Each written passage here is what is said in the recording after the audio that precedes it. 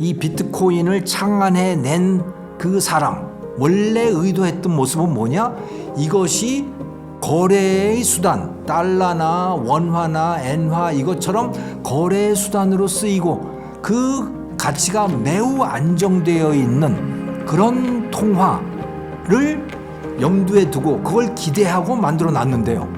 현실에서의 비트코인 모습은 전혀 다른 모습이 되어 있는 것이죠.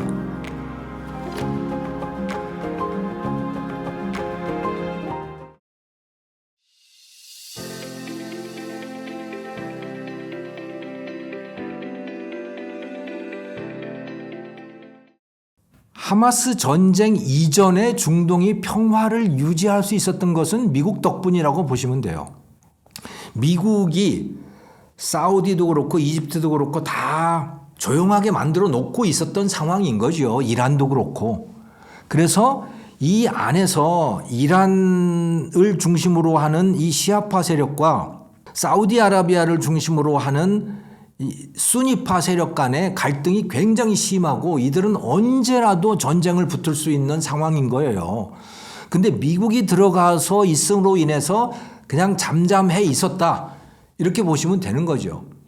그런데 미국이 중동에 대한 관심이 식었어요. 왜냐하면 미국의 굉장히 중요한 관심사 중에 하나는 중동이 석유 공급지잖아요. 산유국들이 다 거기 있는 거니까 석유를 확보하기 위해서 중동이 중요했던 것인데 미국 스스로가 셰일가스라고 하는 것 때문에 스스로 산유국이 된 거고 스스로 지금 석유 수출국이 되어 있는 상황입니다. 그러니까 굳이 중동이 필요 없는 거예요. 중동에다가 굳이 군대를 갖다 놓을 이유도 없는 거죠. 자기 돈 들여가면서. 그래서 빠지고 싶어 하는 상황인데 거기다가 또 문제가 되는 거는 뭐냐면 중국이 워낙 동아시아 지역에서 힘이 세지다가 보니까 이 동아시아를 지켜야겠네.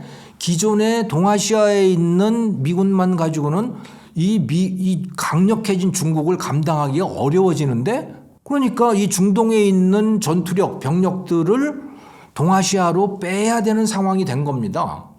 동아시아를 보강을 해야 되는 상황이 된 거죠. 그래서 이거를 이제 빼나가는 상황인 거예요. 그래서 아프가니스탄에도 철수를 하고 뭐 그렇게 됐는데 거기에서 힘의 공백이 생기다 보니까 전쟁들이 터진 겁니다. 거기서. 그래서 러시아가 우크라이나를 침략을 한 거고 어차피 너 미국 여기서 빠진 거 아니야? 어떡할 건데? 뭐 이런 입장이었던 거죠. 러시아의 입장에서는. 또 중동에서도 이제 빠져나가는 상황인 거고 하마스가 그런 상황에서 공격을 한 거고 이렇게 된 거예요. 그러니까 미국이 이 전쟁에 대한 책임이 있다? 뭐 미국이 빠져나간 것을 책임이라고 본다면 뭐 책임이라고 볼 수 있지만 그게 아니고 그 이전의 평화가 사실은 미국에 의한 평화였다. 미국에 의한 강압적인 평화였다. 뭐 이렇게 이해를 하시는 게 더 나을 것 같아요. 네. 몇 가지 이유가 있습니다만은 여기에 중국과의 관계가 굉장히 크게 작용을 하고 있죠. 그러니까 독일은 중국과의 경제 교류가 굉장히 많았던 나라예요. 그러면 우리나라도 마찬가지죠. 사실은 우리가 2000년 이후에 급성장을 할 수 있었던 것은 즉 국민소득 $10,000였던 나라가 외환 위기를 극복을 하고 3만 달러로 넘어가는 이 과정에 중국이라는 요인이 굉장히 중요했거든요. 왜냐하면 우리나라가 중국에 가서 공장 만들고 그래서 거기서 만들어서 외국에 수출하고 하는 또 중국 기업들에게도 투자하고 하는 이런 걸 통해서 우리가 굉장히 많은 돈을 벌었어요. 그러니까 중국의 수출은 바로 우리의 수출이었다. 어떤 의미에서는 이런 거였어요. 그런데 독일이 굉장히 비슷했던 겁니다. 독일이 제조 강국이잖아요. 그 제조업 공장들이 중국 가서 공장을 만들었어요. 예를 들어서 벤츠 공장, 폭스바겐 공장 이런 것들이 중국에다가 엄청난 공장들을 만들어 놨잖아요. 그리고 그러니까 독일의 자본과 독일의 노하우 기술들과 이런 것 중국의 노동력과 이게 결합해서 상당히 가성비 좋은 벤츠와 폭스바겐과 뭐 이런 것들을 만들어서 중국 사람들도 그러니까 거기서 소비를 하고 또 우리나라에 수입되는 것들도 사실은 그 중국에서 그렇게 만들어진 것들이 많았던 거예요. 벤츠든 폭스바겐이든 뭐 이런 것들. 자, 그런데 그러니까 미국도 그렇지만 독일하고 중국과의 관계가 삐걱거리고 있는 거죠. 그러니까 뭔가 지금 이 독일의 공급망, 독일의 글로벌 공급망에서 뭔가가 삐걱거리기 시작하고 있는 겁니다.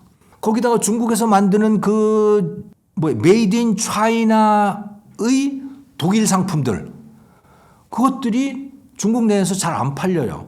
중국 소비가 안 좋으니까. 플러스 또 뭐 있냐? 예를 들어서 자동차 같으면 중국 기업들의 기술이 굉장히 좋아진 상태가 된 겁니다, 지금. 예를 들어서 전기차 같으면 BYD라고 하는 BYD, 그 중국 사람들이 BYD라고 있더라고요. 그 BYD 전기차가 뭐 완전히 중국 시장을 석권하고 있잖아요. 세계 시장으로도 엄청나게 나가고 있잖아요, 지금. 그것 때문에 내연기관 차들이 안 팔려요. 휘발유차, 경유차 이런 것들이 안 팔리는 거예요. 그런데 독일은 자동차로 따지면 어떻습니까? 내연기관차의 강자잖아요. 전기차는 약해요. 그러니까 안 팔리는 거예요. 그러니까 여러 가지 공급적인 측면에서 수요적인 측면에서 중국하고 지금 충돌이 일어나고 있는 것이고, 그러다가 보니까 독일 경제가 엉망이 되는 거죠. 거기다가 독일은 또 에너지 문제도 있습니다. 독일은 원전을 스스로 알아서 제일 먼저 파괴하는 그러니까 탈원전을 한 나라잖아요. 그리고 그 탈원전을 하는데 그 과정에서 굉장히 중요한 역할을 한 게 러시아산 가스와 뭐 이런 것들이거든요. 천연가스 같은 것들. 이런 거를 가지고 과도기적인 에너지를 쓴 거예요. 궁극적으로 가고자 하는 바는 독일은 풍력, 태양광 이런 겁니다. 그런데 풍력, 태양광은 이게 바람도 잘 안 불고 이게 빛이 안 나는 날이 많은 거예요. 그러니까 발전이 잘 안 돼. 그러면 어떻게 해야 되냐? 천연가스 같은 걸 써야 되잖아요. 그런데 러시아와 갈등이 생기다가 보니까 그러니까 우크라이나 전쟁으로 인해서 러시아하고 갈등이 생기다가 보니까 러시아산 가스를 쓸 수 없게 된 거예요. 그리고 전 세계적으로 가스 가격이 올라가. 그러니 독일이 쓰는 에너지 가격이 어떻게 되겠어요? 다 원가가 올라가는 거죠. 자, 그러다가 보니까 뭐 에너지 비용도 올라가고 그래서 이 독일 사람들이 겨울에도 난방 잘 못하고 뭐 그런 수준까지 돼 있대요. 그런데다가 독일도 아이 잘 안 낳는 나라였잖아요. 좀 경제 성장이 빨리 된 나라들은 다 아이를 안 낳아요, 그렇게. 그러다가 보니까 젊은 사람들 줄어들고 노인들 많아지고 그러면 그 나라의 생산성이 어떻게 되겠습니까? 생산성이 떨어지죠. 그래서 노인들 많아지는 나라들은 다 쇠락할 수밖에 없어요. 우리나라도 대표적이고. 그래서 그 독일과 지금 설명한 그 독일과 굉장히 비슷한 나라가 지금 대한민국입니다. 단 하나 다른 거는 에너지 가격이죠. 우리는 원전이 상당히 많기 때문에 독일하고 그 부분에서는 차이가 있어요. 그런데 고령화 똑같죠. 우리가 더 심각하죠. 고령화는. 또 중국과의 관계에서 똑같은 상황에 지금 몰려 있는 거죠. 다만 중국은 가장 큰 것이 자동차 산업인데 우리는 지금 반도체와 그러니까 디스플레이와 이런 것들이 가장 크게 충돌을 일으키고 있는 거고. 그러니까 충돌을 일으키는 산업은 다르지만 기본적인 구조는 우리도 독일과 똑같은 상황인 겁니다.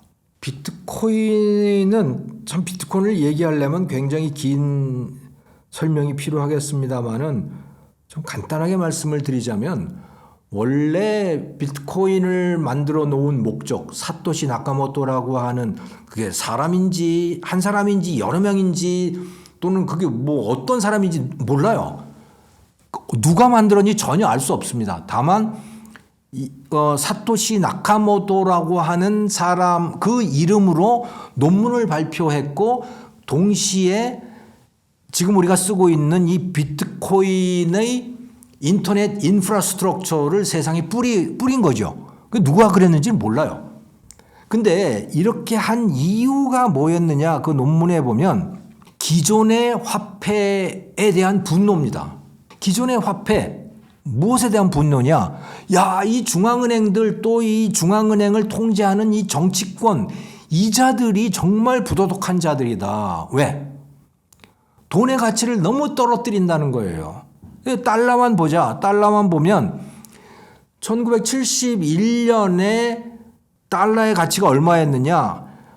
금 1온스당 35달러였습니다. 금 1온스의 값이 35달러였어요. 그런데 지금 금 1온스의 값이 얼마냐면 2,000달러가 넘어가요. 그러면 금값을 기준으로 해봤을 때 달러 가치는 60분의 1로 떨어졌잖아요. 이런 데 대해서 분노를 한 겁니다. 사토시 나카모토라고 하는 누군지 알 수 없는 그 주역이. 그래서 이 사람을 만들고자 하는 건 뭐냐면 금과 같은 화폐를 만들겠다는 거예요.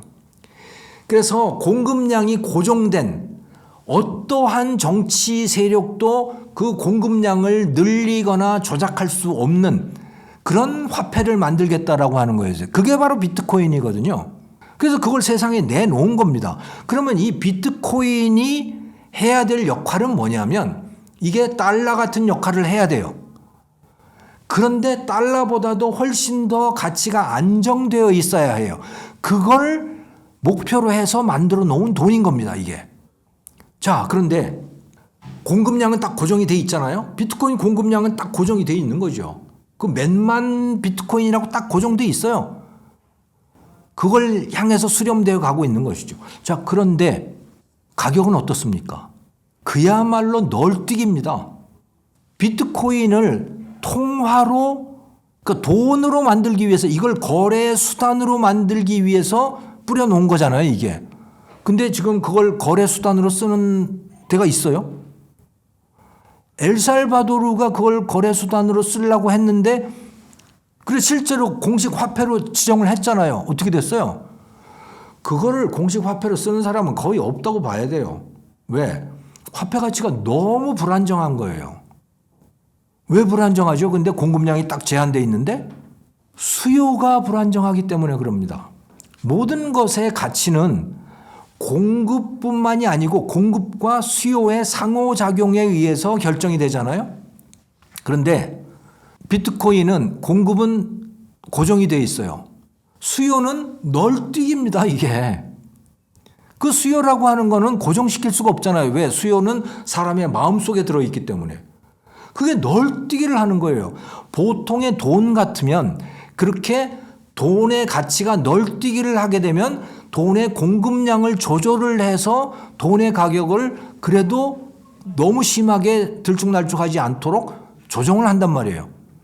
그런데 비트코인은 공급량이 고정돼 있고 그것을 공급량을 조정할 수 있는 사람은 누구도 없어요. 그거는 아무도 손을 댈 수가 없어. 거기에는 기본 구조가 그렇게 돼 있기 때문에. 그러니까 사람들의 마음속에 수요가 들쭉날쭉할 때마다 비트코인의 가격은 널뛰기를 하는 거죠. 또 다른 통화들의 가치가 널뛰기를 할 때마다 이거는 더욱 심하게 널뛰기를 하는 거예요. 그래서 코로나 때의 비트코인의 가치를 보면 와, 이거는 위험 자산도 이런 위험 자산이 없어요. 그런데 최근에 이것의 값이 올라가고 있잖아요. 그러니까 64,000달러까지 갔다가 1비트코인당 이게 16,000달러까지 떨어졌다가 와, 정말 어마어마한 이 등락인데 다시 지금 5만 달러까지 지금 올라가 있는 상태거든요. 이렇게 된 이유는 뭘까? 보면 유동성이 늘어날 것 같다라고 하는 그런 기대가 있는 거죠. 연준이 금리를 낮출지도 모르겠어라고 하는 기대, 이게 하나 있는 거고, 그 다음에 미국의 금융당국이 이것을 증권거래소에서 공식적으로 거래되는 금융상품으로 인정할지도 모르겠어라고 하는 기대가 또 있는 것이고, 또 하나 굉장히 중요한 부분이 있습니다. 지정학적인 문제인데 이게 비트코인의 특성이 뭐냐? 재산을 감출 수 있다는 거예요. 다른 돈으로 뭔가 자산을 갖고 있으면요, 금융당국에게 그 재산을 감추기가 매우 어려워요. 들여다보려면 다 들여다볼 수 있다는 거죠. 누가 얼마를 갖고 있다는 거. 그렇잖아요. 여러분 재산도 금융당국이 모든 걸 다 볼 수가 있어요. 다만 그 개인정보보호법이니 뭐 이런 걸 통해서 법원의 허락을 받으면 볼 수 있다 이렇게 돼 있잖아요. 근데 허락을 하면 누구나 다 볼 수 있어요. 뭐든지 다 볼 수 있어요. 비트코인은 볼 수 없어요. 볼 수 없도록 만들 수가 있는 거죠. 비트코인은. 자, 그러니까 재산을 감추고 싶은 사람은 비트코인으로 재산을 감추려고 하는 사람들이 많아요. 그 어떤 나라, 어떤 사회가 그럴까? 그거는 비밀이 보장되지 않는 사회들. 대표적인 게 중국이고 러시아고 또 요즘에 점점 더 이 세상이 험해지면서 중국과 러시아의 힘이 세지면서 그런 정권들이 들어서는 나라들이 굉장히 많아지고 있어요. 그러니까 사람들 돈 많이 갖고 있는, 돈 좀 갖고 있는 사람들이 점점 더 불안해지는 거죠. 언제 뺏길지 몰라서. 그런 사람들은 재산을 숨기고 싶어 하겠죠. 숨길 수 있는 제일 좋은 수단이 뭐냐? 비트코인이에요. 그래서 전쟁 위험이 높아지면 높아질수록 비트코인에 대한 수요는 높아진다고 봐야 돼요. 비트코인은 굉장히 위험 자산이에요.